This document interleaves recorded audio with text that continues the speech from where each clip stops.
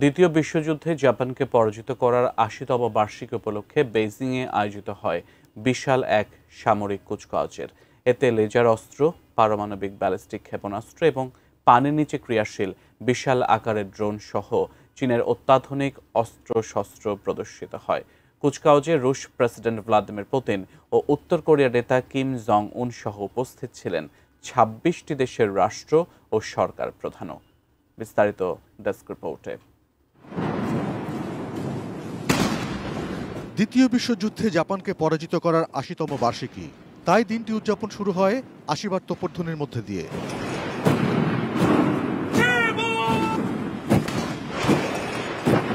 রুশ president Vladimir Putin ও উত্তর কোরিয়ার নেতা কিম জং উনকে সঙ্গে নিয়ে তিয়েনএনমেন স্কয়ারে উপস্থিত হন চীনের প্রেসিডেন্ট শি জিনপিং। সাথে ছিলেন আরও ২৪ দেশের রাষ্ট্র ও সরকার প্রধান। ডিজাইন, এলিগেন্স, বিউটি, সেরা পণ্য সবার জন্য জেভিকো। এ সময় তিয়েনএনমেন স্কয়ার পরিণত হয় চীনের সামরিক শক্তির প্রদর্শনী মঞ্চে। কুচকাওয়াজের নেতৃত্ব দেন চীনের প্রেসিডেন্ট এবং দেশটির সেনাবাহিনী ও কমিউনিস্ট পার্টির প্রধান শি জিনপিং। শি জিনপিং প্রথমে চীনা যুদ্ধবীরদের স্বাগত জানান এবং পরে তিয়েনএনমেন স্কয়ারের গেট অফ হেভেনলি পিস থেকে সেনাদের উদ্দেশ্যে ভাষণ দেন। প্রায় ১০,০০০ সেনা সদস্যের সামনে তিনি বলেন, চীন শান্তিপূর্ণ উন্নয়নের পথে চলতে থাকবে। এ সময় ঐতিহ্যবাহী ধূসর মাউস্যুট পরে খোলা গাড়িতে দাঁড়িয়ে কুচকাওয়াজ পরিদর্শন করেন চীনের প্রেসিডেন্ট। এরপরেই শুরু হয় বিশাল সামরিক মহড়া, যা বেইজিংয়ের প্রধান সড়ক চানআন এভিনিউ জুড়ে বিস্তৃত ছিল।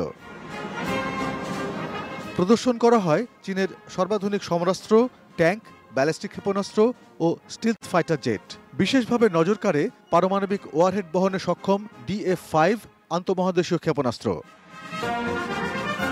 বিশ্লেষকরা মনে করছেন, এই কুচকাওয়াজের মাধ্যমে শি জিনপিং দেখাতে চাইছেন যে তার নেতৃত্বে চীন বিশ্বশক্তি হিসেবে নিজেদের অবস্থান পোক্ত করেছে। একই সঙ্গে বিভিন্ন দেশের নেতাদের উপস্থিতি ইঙ্গিত দিচ্ছে যে চীনকে বিচ্ছিন্ন করা সম্ভব নয়।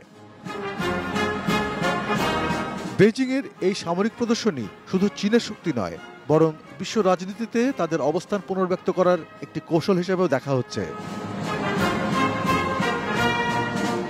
অর্পণ Maitra, desk report, ATN news.